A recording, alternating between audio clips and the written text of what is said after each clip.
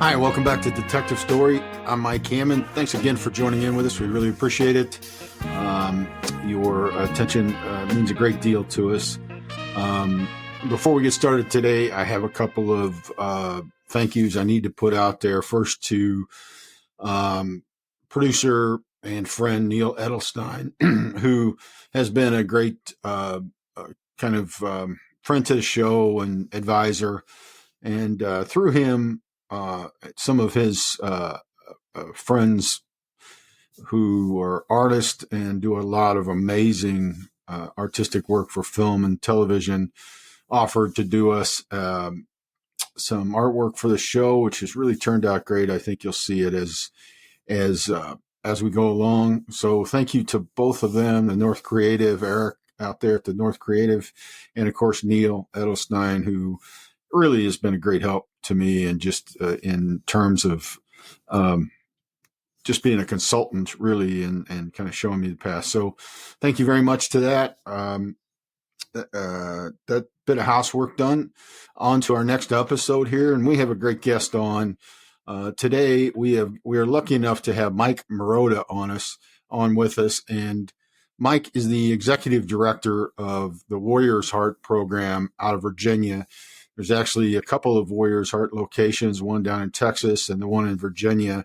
Mike is a long-term serving San Antonio police officer, also served in the United States Air Force. So we really appreciate his service both to our country and to our community.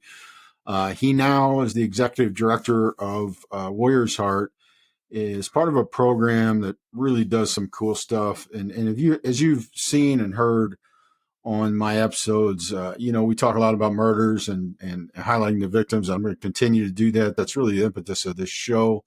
But also I am very aware and concerned about mental health for policemen, first responders, our military, because very frankly, our suicide rate among everybody in that whole ilk is just too high.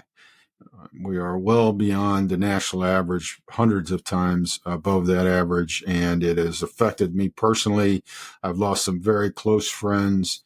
Never works the way you think it does for the most part. Comes out of the blue, and I just want to see everybody who can and needs it get the support and help they need. And really nobody does that I can see as well as Warriors Heart. They have 2 facilities where they do in-house treatment, and they are amazing places. They really incorporate kind of whole life changes into their programs and make them comfortable spaces to be. So if you're out there and you're hearing this and you feel like you're alone, you feel like you're dealing with whether it's addictions or just depression, post-traumatic stress issues, look, it is hard to do this job and not have it affect you in some way. And I didn't have the ability to deal with a lot of it myself and sought help myself, and it's really changed my life. And so I got this opportunity to speak with Mike, and I jumped on it because I think it's a really critical issue. And Mike will lay out for you what they do and the services they provide. I really appreciate him being here with us. As always, you can reach out directly to me. I am not a psychologist or psychiatrist, but I will do everything in my power to get you hooked up with somebody who can help you out. You're never alone, and you're never without resources. So again, as I say on every show, the best way to get me is to reach out directly on my email. It's simply mike@detectivestory.net. And I will get back to you. I promise you. And, if you need to connect further, hit me there and I'll give you connection information where we can talk more directly. So again, I mentioned this show, but I'll mention it again quickly. It's not so much about him, but it is a fascinating side note. One of the founders of Warriors Heart is a guy named Tom Spooner, and his wife Uh, Tom was recently featured on the Sean Ryan podcast, and if you're not familiar with Sean, he has a podcast that is widely popular. He's 2 million, I think, plus subscribers now, and you can find him on YouTube. He does a great job with the long form interviews of a multitude of interesting people. Um, None of them more interesting, in my estimation, than Tom Spooner. Tom is a legit war hero, special forces guy who was actually in the military pre 9/11 and post 9/11, served kind of like the old school World War II guys who just kept going back into battle and kept going back. We saw also in Korean Vietnam. Tom's an amazing guy, and it's a long opus of an interview. It's about 4.5 hours with Sean, but it's worth your time. I'll be honest, I didn't sit and watch it in one episode. I've watched it over a period of several sit downs, but well worth it. Amazing story, amazing man who is really willing to put himself out there and let you know his struggles. And he's the type of guy that you could look at heroically and say, what an amazing, strong man. But for him to kind of put himself out there and talk really specifically about his struggles with his wife, who he loves very much, very clearly. It's powerful stuff, and I highly recommend it. If you're having a down day, it'll really, I think, adjust your focus a little bit. So that aside, Mike Marotta, who we have today, is close friends with Tom and works in the same group, Warrior's Heart. Tom works more specifically with law enforcement, being a law enforcement guy himself. So I hope you'll find this really interesting. I think it's good for everybody. So without further ado, please welcome Mike Marotta, and I hope you enjoy the conversation. I will talk to you after. Thanks again. I'd like to take a moment from the program to have a real talk about safety and security. Toward that end, I would like to introduce you to my friends over at Blue Knight Security Solutions, your ultimate partner in protection. Blue Knight Security Solutions isn't just your average check your ID at the door security company. They're a team of elite detectives, investigators, and law enforcement professionals with unparalleled expertise. Especially in this realm, I would not vouch for just anyone. I confidently endorse Blue Knight, however, because I've seen and I know their skill sets firsthand. Whether you need their real-world investigative prowess or securing your home, business, synagogue, church, or event, Blue Knight has you covered. From risk assessment to tailored security plans, they'll ensure your safety is priority number one. Please don't get caught in the trap of having the illusion of security. Make sure you are actually making yourself, your loved ones, businesses, and community actually more secure. Blue Knight Security Solutions provides street-smart operators who can handle any situation. Heading out for the evening, worried about your kids heading out safely? Forget the uncertainty of ride shares or cabs. Blue Knight offers secure transportation with trained security operatives who prioritize your safety every step of the way and will get you where you're going with the confidence that you are well protected. Contact Blue Knight Security Solutions today at 773-706-4920 or visit BlueKnightSecuritySolutions.com. That's night like Knights of the Round Table, BlueKnightSecuritySolutions.com. Don't forget to mention my name, and I promise they'll make you feel like family, because your peace of mind matters. Please welcome Mike Marotta. Pronouncing that correctly, Mike Marotta? Marotta, tomato. Okay. Yeah. Okay. All right. Well, I want to get it right, whatever it is. Hey, thanks a lot for coming on. I really appreciate it. As I mentioned in the opener, Mike is the executive director of Warrior's Heart. Warrior's Heart does amazing work. And at the time we're recording this, we are coming to the end of Police Week. So it won't, by the time I get this out in a couple of weeks, it'll have passed, but it's important to note that. And as always here at Detective Story, outside of the murder talk, we want to always give a nod to mental health. I don't know, Mike, I'm sure you're inundated with this. Here in Chicago, we just are struggling. I mean, it is bi-monthly probably now that we have officers taking their own life or retired officers. It's systemic. right now. It's just frightening. So I really appreciate you coming on. It should be a fun, great talk. So first and foremost, do me a favor and tell my listeners a little bit about yourself, if you don't mind.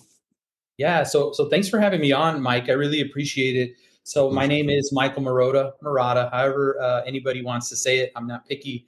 I am the executive director for Warriors Heart here in Virginia. A little bit about me. I have a beautiful wife of 24 years. And for all the cops out there, yes, to the same woman, because they always go, to the same woman. And I say, yes, to the same one. Believe it or not, I Awesome. survived law enforcement with the same wife. Love that. I have two sons, 23 and 13 years old. I served for 2 decades in the San Antonio Police Department. I'm also a veteran of the United States Air Force. And a little background on me: when I was in law enforcement, I served a lot of really great details. The last about 5 years of my career were dedicated to working on the behavioral health unit. Some people call it the mental health unit. And a large part of what I was doing was dealing with the high utilizers in Bexar County. And San Antonio is a large city. The city itself is about 2 million people, so sizable. So dealing with high utilizers, you can imagine, was a lot of work. We were doing the co-responding thing and showing up with LPCs, paramedics. And I just remember Mike thinking one day, um, how many of our own men and women could use the same level of response to them? And the answer was a lot of them, right? I didn't have any numbers, but what I knew, because I had my own journey and walk through dealing with anger, dealing with, now hindsight, was probably some PTS, withdrawing from the family, marital issues, all the things. And I just said, because I got healthy and I started to get better, I went, we got to do something about this. And so what I set out to do was in-service trainings. Let's have honest, open discussions about our mental health. I shared my story, what I was going through, because, testimonies go a long way.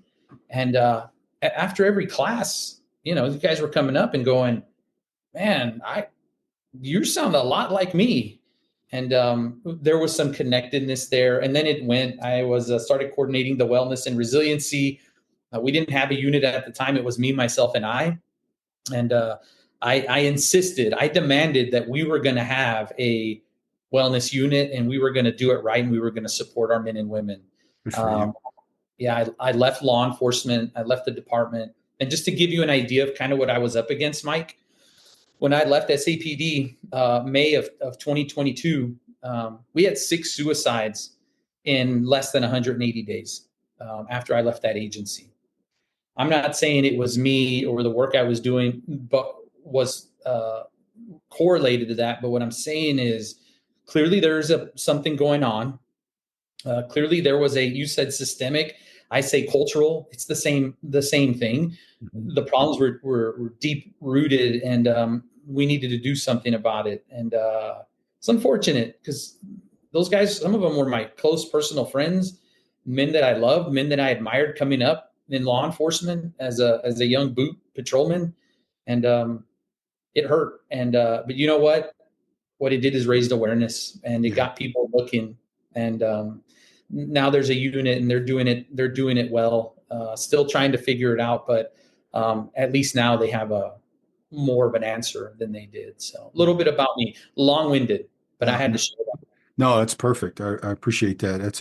That's a great snapshot. And congratulations on the family and the kids. My youngest, I have a 26-year-old daughter and a 22-year-old son, and my son just graduated from the University of Dayton. So it never ends, but boy, it's nice to have the college experience behind. But good for you, Yeah, man. That's great. yeah. I am divorced. I am part of that, but I have a great relationship with her mom, and she really has taught me most of what I knew about mental health treatment, because she's a special ed teacher and very well versed in that environment. So yeah, but good for you. Good on you, man. Hey, Mike, but I also want to make clear, I'm not casting a judgment on anybody. What I'm saying is, by the grace of God, did I stay married to my Understood. wife, because I Yeah. gave her every reason to exit the marriage. Right. And she hung in, and to your point, has been my greatest Yeah. teacher. So it's been a blessing. It's Yeah. not Good been for you. stretch. Yeah, no, and I didn't take it as judgment at all. I mean, I think that it's a super challenge, and just because I think you just celebrate couples that are able to kind of get through it, because it's there's no shade on anybody that doesn't. It's really difficult. My ex-wife and I, like I said, are good friends, and I think we co-parent about as well as you could hope. Yeah. I guess the kids will be the ultimate judge of that, but um, you know, it was tough. It was tough because I made detective uh, right after we kind of started having kids, and that was my dream, to be a homicide detective. And so I went at it hard, and I was gone a lot, and it was a lot to ask of anybody to kind of take on all those burdens at once. Me and my challenges, and then the young kids. There's a lot. So yeah, there's no shade either way. Congratulations on just you and your wife for getting through that, because it's a super challenge.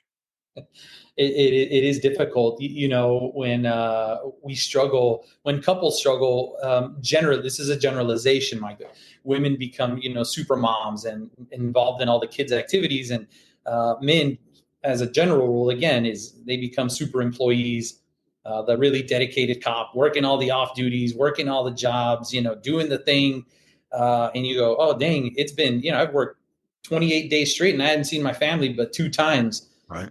It's very common, and when that disconnection starts to happen, we had those days, no doubt about it. Yeah. Yeah, and for I think anyone going through a divorce, or even the struggles that a relationship that survives it go through, those can be pretty dark days, because you're trying to do all you can at work for everybody that calls, and you're also trying your best, and sometimes really poorly, admittedly, but you're still trying your best to keep your family together, and sometimes it just doesn't work, and sometimes it just doesn't work for anybody out in life at all, let alone dealing with the challenges of law enforcement or military or anything else. So yeah, it's a lot. It's a lot, man. It really Yes. is. But so anyway, beyond that, so uh excited to get into a real conversation with you. But before we do that, could you just tell us a little bit about Warrior's Heart, if you don't mind? Because I've done some research and since I found you guys, and then of course one of your main guys, or he's a founder, I suppose. Tom Spooner just did a show on with Sean Ryan, so he's really out there. Most by the time I publish this in a couple of weeks, I'm sure that most of my law enforcement military friends are going to have, most of them are big fans of Sean Ryan. Obviously, they're going to know who Tom is. They're going to know all of that. So that's a really kind of great, I'm sure not by accident, right? A great kind of showcase for you guys. Tom's an exceptional speaker. I'll tell you ahead of time, it's like War and Peace. It's like 4.5 hours, that interview. And I'm about three-quarters of the way through it, but it's very impressive. Tom's an impressive man. So I'll just kind of lead in with that. But Yeah. Yeah. So you're right. Tom Spooner is, in Sean says it, legendary. I did watch the entire 4 hours, and I am proud, so proud of Tom, and how he's able to take the message out nationally and really create awareness. And he's my friend. I love the man. So a little bit about Warrior's Heart, because yeah, he is one of the founders, but I want to make it proud. A little about Warrior's Heart. We are a 42-day residential treatment program for the warrior class. How do we define the warrior class? It's probably exactly what your listeners and viewers are thinking. It is active duty military, veterans of the United States military, active, former, retired first responders. That includes law enforcement, that includes fire, that includes EMS, that includes dispatch. And we also started seeing some emergency healthcare workers. Just a little interesting kind of caveat to that is one of our clients, I'd love to get to know the clients. And one of our clients is a helicopter pilot. He works like a airlife. And I thought that was really interesting. That's his connection to the warrior class. So if you have that connection, you're welcome at Warrior's Heart. We are a program that is strictly dedicated. This is not a track. This is not in addition to. The only folks on our campus are the warrior class. Part of their 42-day inpatient program. When they're here, they can do a number of therapeutic programs, and there's a lot to talk about in regards to that. But when they come here, it says resort-like healing on our website, Mike, But I'm going to tell you, man, this isn't a resort. And I tell all the folks that come through this program, this is a training program. And just like all the training you've done in your careers, we're going to push you, and we're going to put you in uncomfortable spaces. And why? Because you deserve it, and because nothing is more important than your sobriety.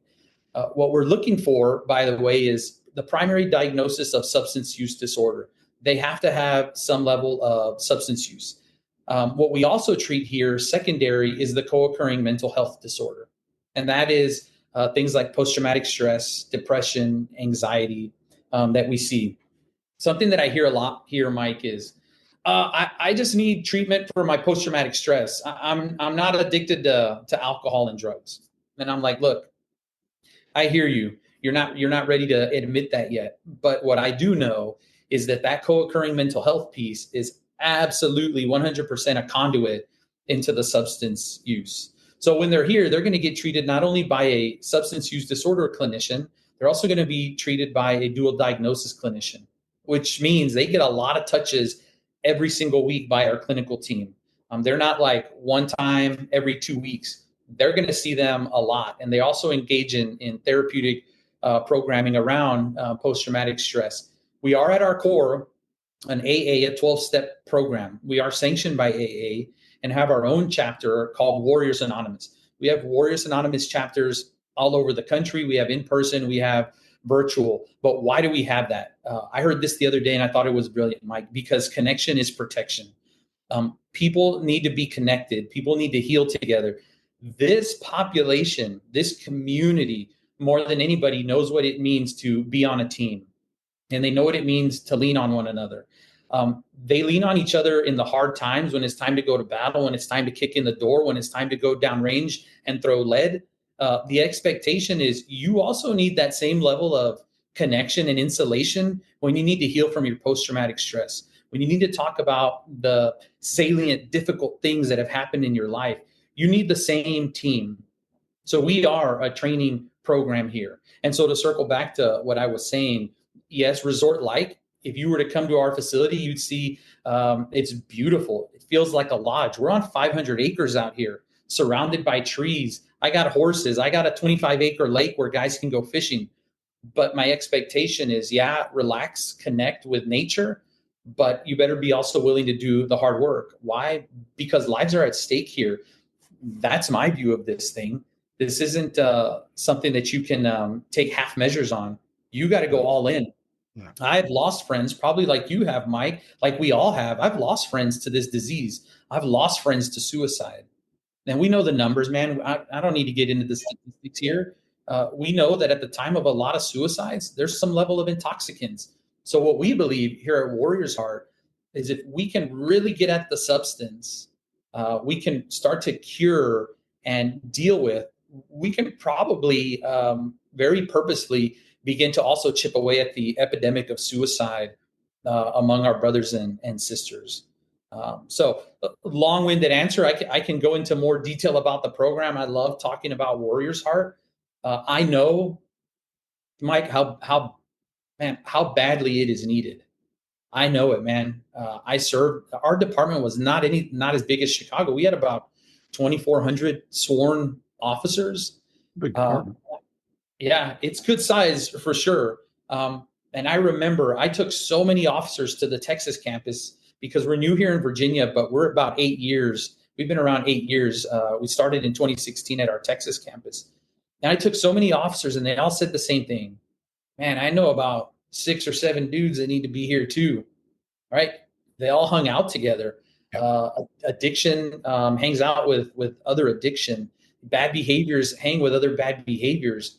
And because we were all kind of doing the same thing, no one was saying, hey, Mike, what's up, man? What are you doing? That's probably not right. That doesn't seem healthy. We were all doing it. So nobody called anyone out. Yeah. Anyways, I digress. Before I get too far off in the weeds on that. No, man, that's great. It really is. Appeal to me, man. Yeah, no, I really appreciate what you're doing there. I feel that too, because I know coppers really well. And as a detective, you just get to know a lot of the wide range because you're investigating police involved things a lot. And you're always, getting calls for assistance, whatever. And I can just picture when you said that, I was smiling in my head because I could just picture a copper coming in with that, like, yeah, I think I'm depressed. I got post-traumatic, but I don't have a drinking problem at all. And then a week into it saying, do you guys have a bar here anywhere? You know what I mean? That's I could see that uh, clearly in my head. So I think that it is important for coppers to understand wherever they're at, whatever they're doing, and we think, well, part of I think being a policeman, especially a really good policeman or detective, is to you become independent a little bit. You become, even though you're part of the team and you're definitely looking out for the men and women to your right and left, you have to be an independent thinker. You have to be able to make decisions on your own. So I think that when you get in your weaker moments where addiction is taking over, depression's taking over, whatever, I think you get a little bit guarded, and you can hear that and think, well, I don't know if I'm ready to go to somewhere and be told what to do and all that.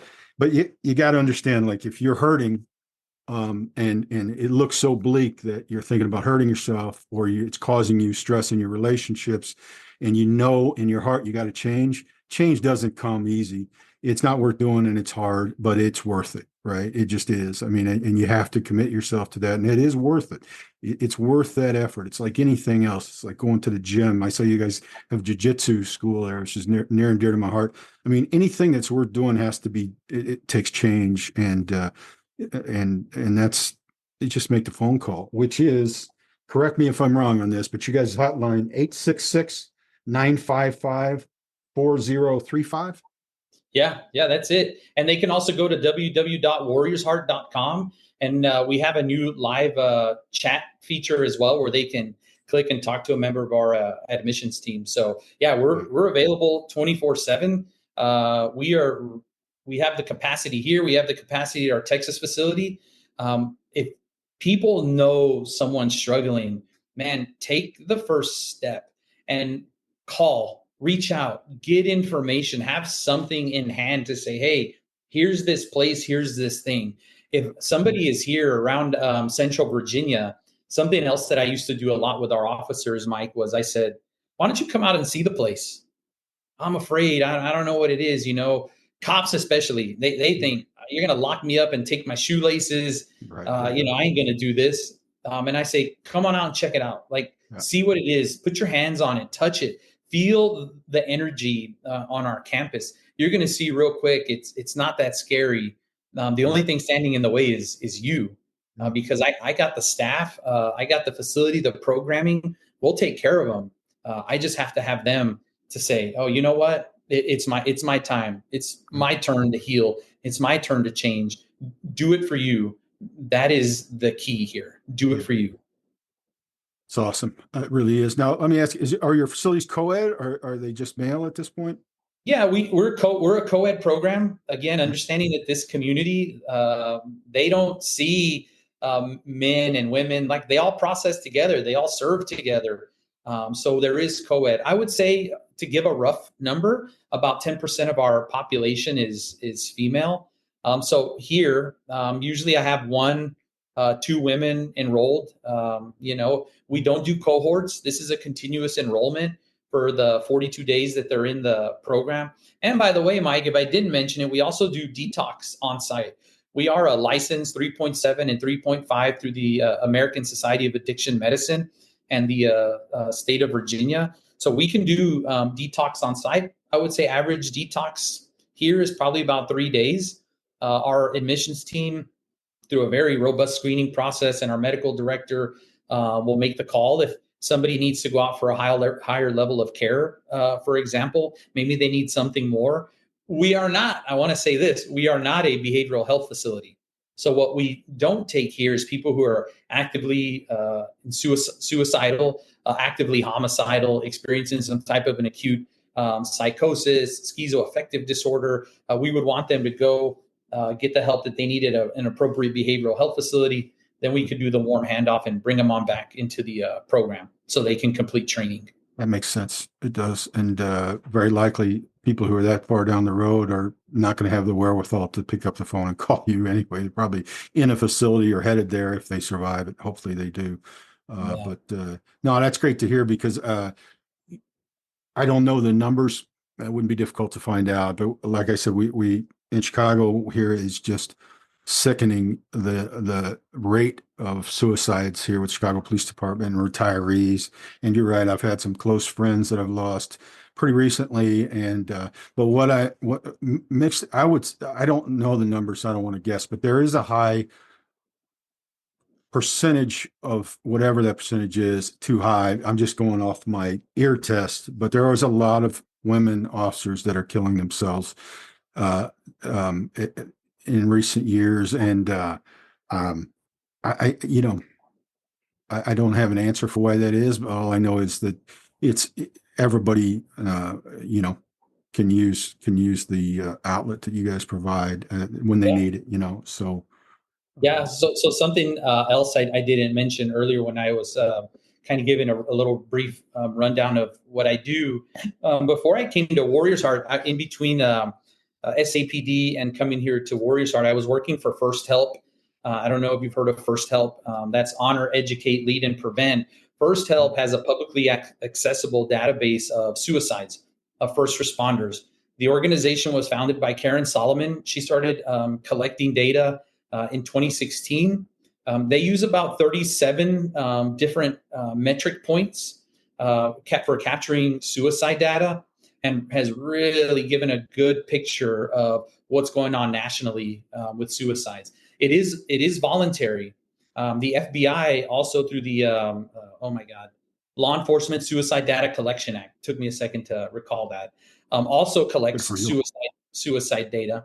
But First Help was doing it in a much more efficient way. Why? Well, because I think, quite frankly, people trusted to go to First Help as a source. People didn't want to go to the FBI and log on to the FBI's website and turn in data about their department, about the suicides. It can give a kind of a dark picture of what's going on, and a lot of people didn't want that kind of attention. I recommend going to First Help. Take a look at the numbers. They have it broken by gender. They have it broken down by age, whether they have a service connection. Here's something that I saw consistently through all the years that Karen's been collecting data there is average years in service, generally year to year, was about 15 years. Which what did that tell me? For me, when I would go and do trainings, because I did all their grant training through FirstNet, what it told me was it was not a old officer problem, and it was not a young officer problem. I would hear the older guys blaming everything on the snowflake, the young generation, and I'd hear all the young guys blame it on the old crusty patrolman. Mm-hmm. And it was like, wait a second, this is everybody's problem. Yeah, right. We have a duty as the old guys, as the vets, as the young guys to teach each other something about the human experience that we're having in law enforcement. I think it's getting better. I think now more than ever, through podcasts like this, through 100,000s of resources that are out there, it is more accessible. But if you look at the numbers, they're not really moving a whole heck of a lot. They're still way too high. They're still too high on the military side as well. 22 a day is still a number that people identify with. It's still going on. And I go, what are we missing? What are we still not doing well? And I have some theories, possibilities on that. But when I left and I came to work for Warriors Heart, I saw a solution to the suicide problem. Like, now I can do something and I can work for an organization that identified a problem, saw a need, and through guys like Tom Spooner, Laurie Spooner, Josh Lannon, and Lisa Lannon, our four founders, they came up with something. And they said, here is a solution. And I get to be part of that. And man, I got to tell you, Mike, it has been the honor of my life. I loved serving, but being able to serve now on this other end in a very different way. Oh my gosh, it's so special to me to say welcome home, which to all the warriors that come through our doors, we say welcome home. Those are the first words we say to our warriors. And they all look at us like, what do you mean? Some guys break down crying. For us, we understand, for a lot of our law enforcement or a lot of our military, home is not a safe space like we would think it is. Home is where the problems are. Home is where the pain is at. Home is where the reminders are, the triggers, the overwhelming feelings. And when they come to our program, our team gets to redefine what home is for them. Home is compassionate, loving, caring. It's friendly. It's warm. We get to give them that. And we see that the light bulb goes on 3 weeks into the program. They go, what you meant by welcome home. Now I get it. So I just wanted to share that No, because that's great. I really appreciate that. That's great. And yeah, home can be, I can see that because, you can kind of get trapped inside of your home a little bit if it's got, bad memories or whatever. yeah. But so let's backtrack just a little bit because I was going to get there anyway. I get asked a lot, even by, fellow policemen I worked with uh, and civilians, why this number of suicides and why does it continue to, even though I think culturally we're nowhere near where we need to be with mental health treatment, but we have come a long way. And it does, I think from the outside, think like, well, policemen have access a lot more than they ever have. Probably true, but you're starting at negative and trying to get ahead, right? I mean, it was not only wasn't available, it was stigmatized so badly that even what little was available, nobody's going to do it. And it took years to get past that. We're still not completely past it, right? But so the question of why so many policemen, why are the numbers not changing? You mind giving me your thoughts on that, your opinion? Well, one, you said the word stigma. I think I think right now what we're seeing is a transition. I think that this is going to be a couple of more generations of police officers before this idea of mental health and wellness and resiliency is an actual thing that people are grabbing onto, just like you're grabbing onto the weapons on your gun belt. Like it's going to be another thing that is just very common right now for our generation, Mike. It's still kind of uh, this new concept. And I think a lot of us that came in the early 2000s, some guys in the 90s, we're transitioning out, right? We're at the other side of our careers. And I think there's going to be there's going to be a change. First, though, something that I tell a lot of departments is you got to have a very clear and transparent process. Like if you say, hey, you're not going to lose your badge, you're not going to lose your gun, you're still going to be able to work your job, stay in the same detail or unit you're in, then you need to do exactly what you say. What sometimes I've seen happen is they go, oh, you're not going to lose your badge and your gun. And then somebody goes, hey, I'm struggling. Hand over your badge and your gun. Oh, wait a second. That's not what you said. So then everyone else goes, don't say anything. I think there needs to be a very clear, transparent process. I think leadership has an absolute obligation to their troops to develop, share, talk about what the process is and support it. Then the other kind of missing piece, at least from what I've seen, is we need to start in the academy. And we hear this all the time. You need to start in the academy. No, you cannot just give a 2-hour presentation, at week 10 of the academy or whatever, and then never revisit it. You got to bring in a class, bring in the professionals, and then you got to also bring in the families. I think that families are still, in large part, kind of cut off from our professions and what it is we do. It's something that they hear about when we get home. And for the most part, what do we say when we get home? Hey, what happened today at work, honey? Nothing. I don't want to talk about it. Or we're griping about our supervisor or griping about a district that we had to cover because our buddy didn't. We're not talking about the things that really deeply affecting us in a very profound way.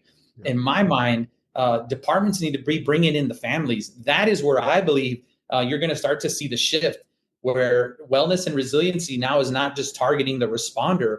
We need to start targeting husbands, wives, children.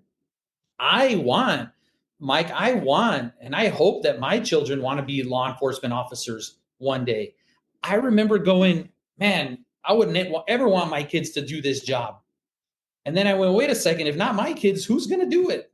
Yeah, Who better than my kids? I'm a second generation officer. There's a much longer story there. Was not the picture of why I wanted to be a policeman. Nevertheless, I became one, and I would love to hand it off to my sons. You would love to hand it off to your children. we got to talk about it in our homes. We got to have real, honest conversations. We need to be having family days. We need to invite our families, once a quarter into the roll call room. Let our people see, our people, meaning our families, see what we do. Let's remove the shroud of mystery from this, so that there is a tribe of people supporting us besides ourselves. Because sometimes, man, I got to tell you, I don't know. We weren't supporting one another the way we should have been. How helpful would it have been if my wife could have called up my buddy's wife and said, "Hey, what's going on over there with your husband?" And then they could have come up with a plan. Yeah. We got to remove the walls, man. I think that's the problem. We're still cutting out the people that have the most influence over us, our husbands, wives, and children, the people that we love. So then bring them in. You want to change an officer? Call their wife, call their husband. That'll do it one way or another for sure.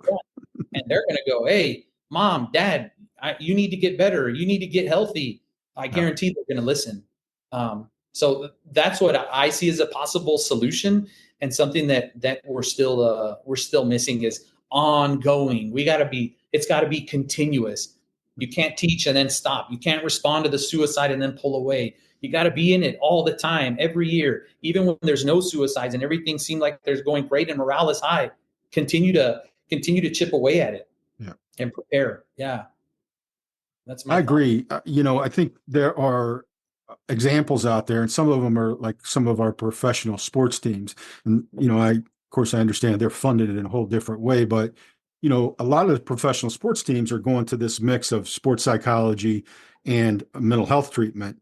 And that's a really, I think, smart play, because of what it does. Then they tell the people on their teams, like, you're going to be involved in this. It's part of your training, right? It's part of your training to be a better athlete, the sports psychology, and then the mental health treatment. You got to go talk to, and I think in our academies across the country, that's more of the approach that needs to be taken. As you're saying, like, this is not a 2 hour or a 3 hour or even a week of your academy time kind of speech about mental health. Hey, make sure you get treatment, make sure you're, because by the time then it's almost too late. I think you need to build in, as you're saying, like, this is part of the training. Yeah. 3 days a week, you're going to go talk to everybody in the class, going to go filter through one at a time. And, people are going to be resistant or whatever at first, but eventually it's just going to become part of it. And they're going to start talking, and then they will start talking about, yeah, I'm struggling communicating with my wife or my husband. I'm I don't understand where the kids are at. They're teenagers and they acting out or whatever. You're going to start to talk about those things, and then you can develop the skills. I mean, for me personally, it really wasn't until I retired that I really figured out that I needed to talk to somebody. And what happens, a commander who I knew well was shot and killed. And it was the first time, I've been a homicide detective for the last 16 years of my career. And it was the first time in all that time where something happened where I wasn't able to do anything. Right. I was just stuck here in my home and pacing like a wild animal, and calling my friends still work and say, "Hey, what can I do?" And they're like, "Hey, Mike, you're retired. We got it. It's all done. We got it taken care of." And, they were just trying to be helpful. Like, you don't need this anymore. Don't worry about it. But in my head, I was just like, I literally was like a caged lion, just pacing through. And I finally made a decision, like, okay, I don't have the tools in the toolbox to not to be trite, but to deal with this. And I finally sought and found a therapist that was really, really good for me. And it changed my perspective on everything. And I'm so thankful that not only that I did it, but that I was able to find somebody, because that's the other piece of this, that I did make attempts throughout my career to get treatment, to go to our therapist, and it just didn't connect. I just didn't connect with the people I was going to see one way or another. And that's kind of the piece of therapy that's not talked about a lot. But you, in a facility like yours, I think hopefully you'll connect with the people you're there, and you have a myriad of ways for people come to your facilities to connect, which is great. But when you're out there in the world and you're trying to go see a therapist, the first one very likely is not gonna.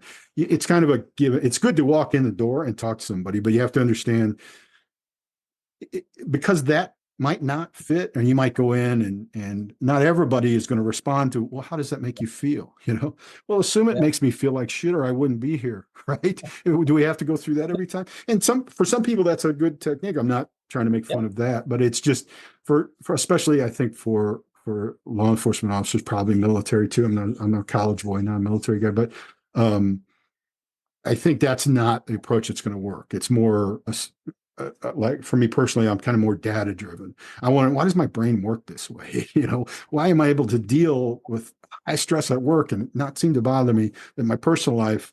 I can't get there quite. You know what I mean? Like, why does it work that way? What does the study show? What is it? And I found now two in a row therapists that understood that pretty keenly, and were like, well, let me explain what we know. Right. Let me explain what the studies say. And that's kind of when I went, oh, okay. All right. Well, then I started to understand, well, I'm not like out of my mind here. At least this has been seen before. Right. And those things. So, um, Yeah, a but lot of police officers like they're processes driven guys. So when you explain the process and like kind of the linear nature, and not that the brain is linear, but when you can explain that, they go, yeah, it makes sense. Like it's what we do. We live and die by the procedures, the process. It's what we do. So if you can help me put my brain and categorize it and put it in these, I go, okay, I understand. It makes a little bit more sense. And something else.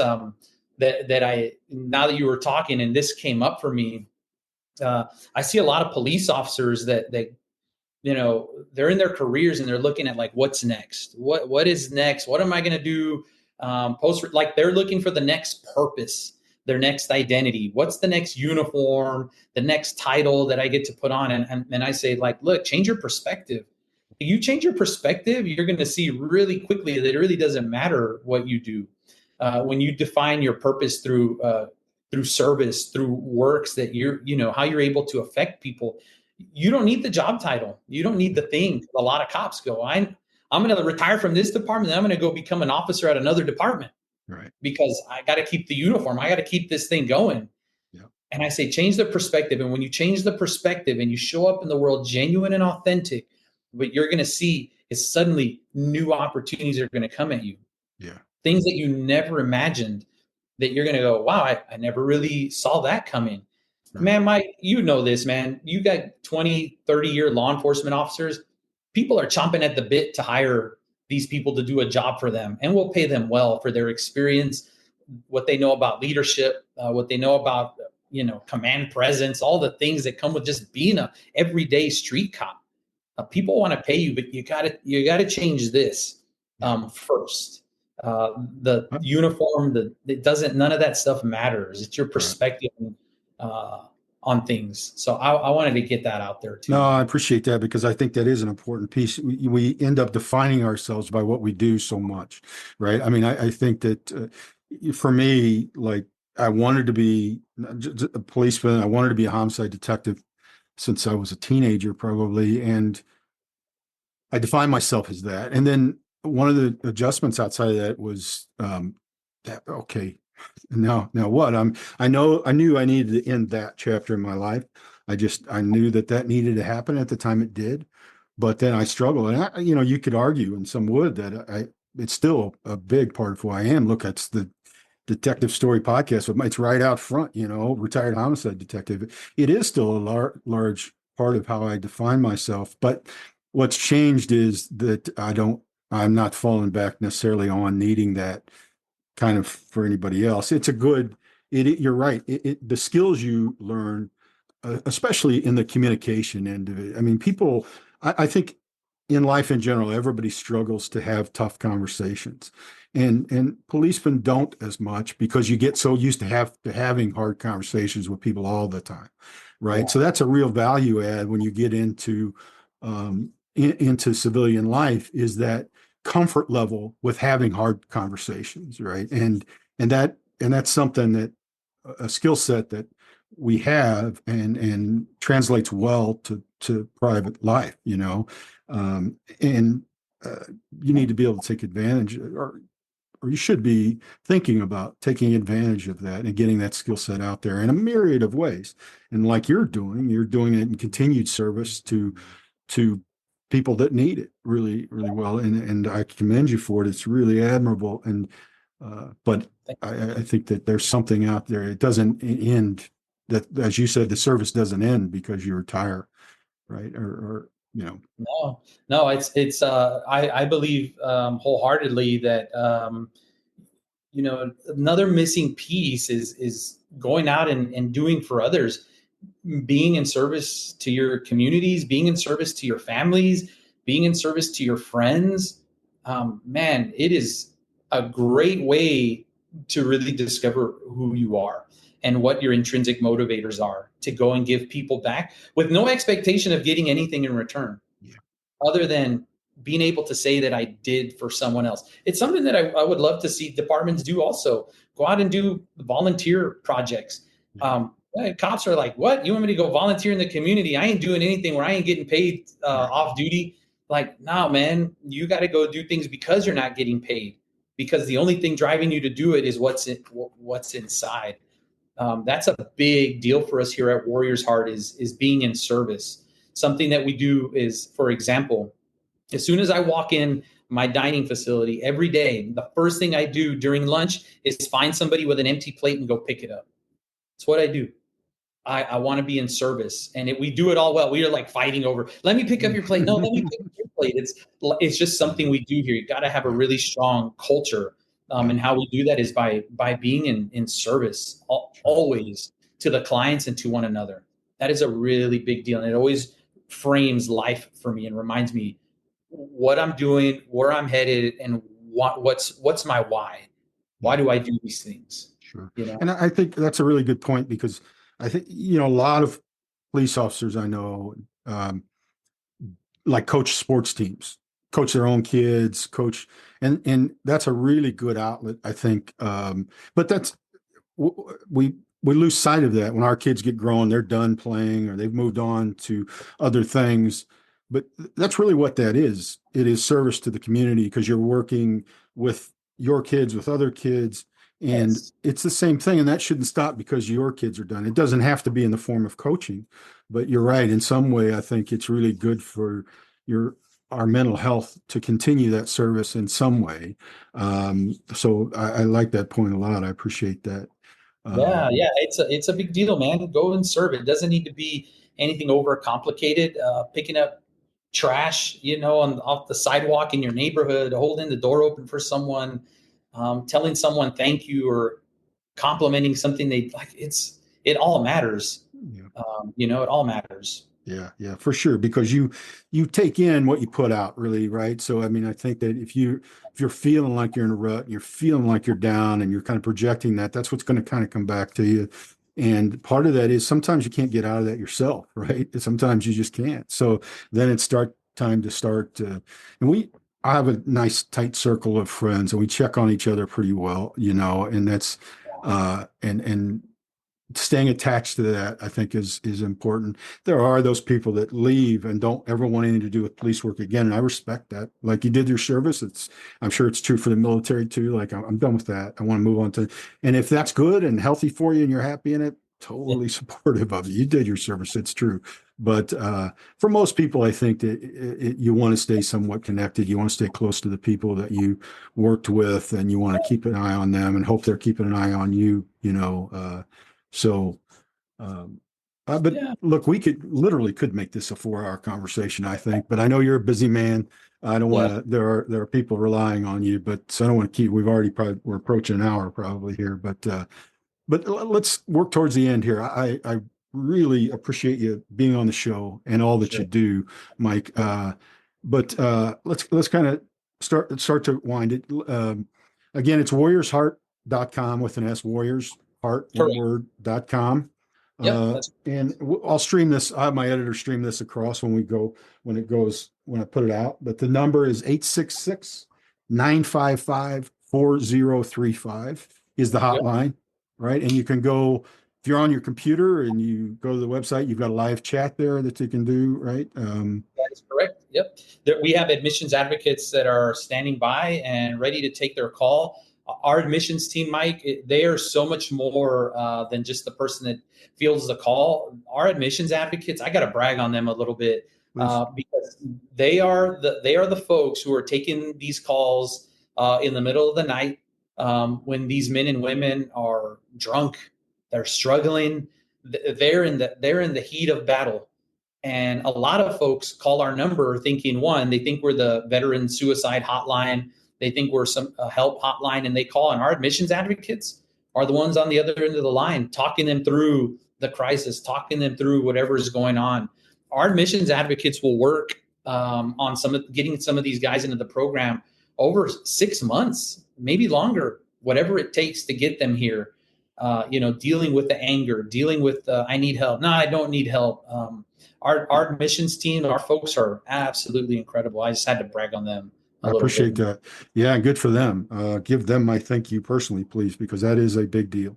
It really is. That ability to sit and talk to somebody on the phone when they're intoxicated and they're at their lowest. It's so important, and just to be an ear and say, I got you. Let's work through it.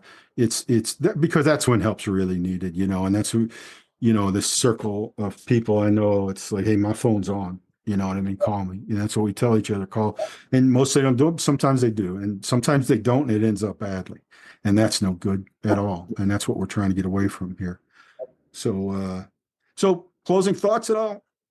I get asked that. I get asked that a lot. Mike, is like, what is the message that you want to leave with these folks? And I always say the same thing. In fact, we all do, and that's that your mission isn't over. You still have more to do. You have a life to live. There are people who want to see these warriors better. There are people who truly want to see them thrive in life. They have families, loved ones. Their mission isn't over. We like to say here, from 9/11 to 911, and everything in between. Like, that's what we do. We want to help people heal, and we want them to know that we have an answer here. So Yeah. please call us, reach out. You are not allowed to struggle alone. You're just not. That is a non-negotiable for me personally, and for us as an organization. Nobody should have to do this, be in the fight alone. So please reach out. That's a great message. I really appreciate that. And I want to piggyback that just a little bit here, because I think we did veer into kind of retirees quite a bit, but I do want to make this point before we go, just so it's said. I'm not a guy that lives with regret. My grandmother was great at teaching me that. Like, time only moves in one direction. Yeah. But I do think often about, if I would have, I love being a homicide detective. I love that job. I love being a police officer.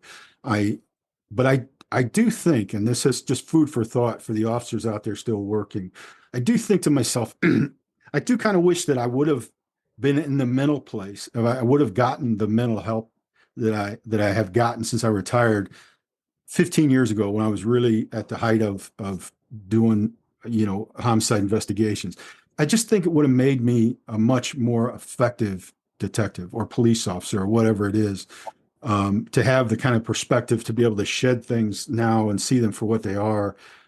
If I'd had it back then, again, no regrets. I did the best I could, and I enjoyed the work a lot, but Yeah. just food for thought. If you're still working and you're out there and you're struggling and it's a lot, you can always work to be a better version of yourself, I think, so that's my sermon. I'm done with that. Yeah. But No, well said, Mike. I appreciate that message, and I couldn't agree with you more, man. I couldn't agree. Every day I'm trying to be better than I was the day before. No doubt about it. Every day. all right. So thanks again, Mike Marotta, Executive Director of Warriors Heart, Virginia. Man, I appreciate your work, man. I really do. It means a whole lot to me and the people around me. It really does. And I appreciate you doing this show, man. So there you go. Really cool interview with Mike Marotta. Outstanding human being, cool guy. I really am honored to have made his acquaintance, and I got a feeling that'll be a relationship that proves fruitful going forward. He's a lot of fun to talk to and spend time with. I hope that I can do work to help them and get officers the help they need, and first responders. Really valuable conversation for me, and hopefully for you. We can do a lot of good work out there, and we should be doing it. So I want to thank Mike again for being on the show. It really means a lot to me. I hope that you guys got a lot out of it, as I did. He's a cool dude, and we will see him again. Maybe one of these days we'll take a run out to that facility and see it for ourselves. But so that's that. Thank you again for joining in. I really appreciate it. Thanks again to my friend Neil Edelstein and Eric at Northern Creative. Really cool stuff. It means a lot to me. So that's all we got. We are back to murders here going forward. We've got some cool stuff lined up for you. And I think that it'll be some stuff that you can really sink your teeth into and hopefully help us out. We've got some murders we'd like to get solved. And I'll mention this again, but you've got my email for the show. It's mike@detectivestory.net. Reach out. The website is in process. It'll be out there soon. We have kind of a generic one out now, but we've got a better version on the way. And with that, it'll be pretty interactive. And if you got cases that you'd like for us to look at or you're interested in, please give us a shout. The guys at Blue Knight Security, those guys are real investigators, and they're at our disposal. They're happy to help in any way they can. I plug them on every show. I do that for good reason. They're good men that I know and trust, men and women. So that's all I got for today. Thank you again for joining in. Please hit the like and subscribe buttons and leave us a review. Download the episodes. It really does help us out a lot. As we get further into this and we want to do work, I'm not an independently wealthy guy, believe it or not. Somewhere out there, my kids and ex-wife are chuckling.